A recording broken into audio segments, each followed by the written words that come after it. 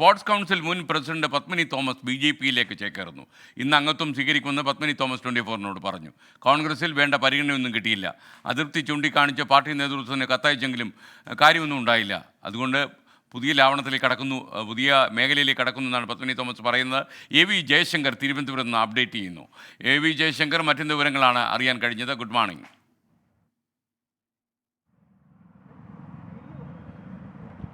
Good morning SKN.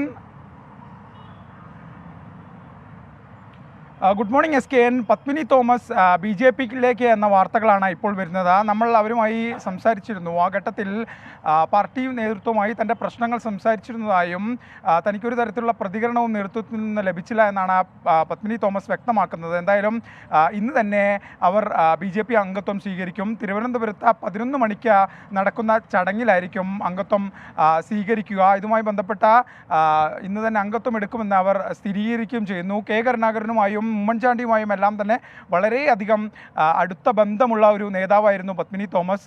Sports കൗൺസിലിൻ്റെ ഉൾപ്പെടെ മുൻ അധ്യക്ഷയായിരുന്നു. KPCCയുടെ കായിക സമിതിയുടെ ചുമതല ഉണ്ടായിരുന്നു. അത്തരത്തിൽ കോൺഗ്രസിൽ വളരെയധികം സജീവമായിരുന്ന ഒരു നേതാവാണ് ഇപ്പോൾ BJP-യുടെ ഭാഗമാകുന്നത്. എന്തായാലും നിലവിൽ കോൺഗ്രസിനെ സംബന്ധിച്ച് ഈ ഒരു ഒഴുക്ക് വലിയ പ്രതിസന്ധിയാണ്.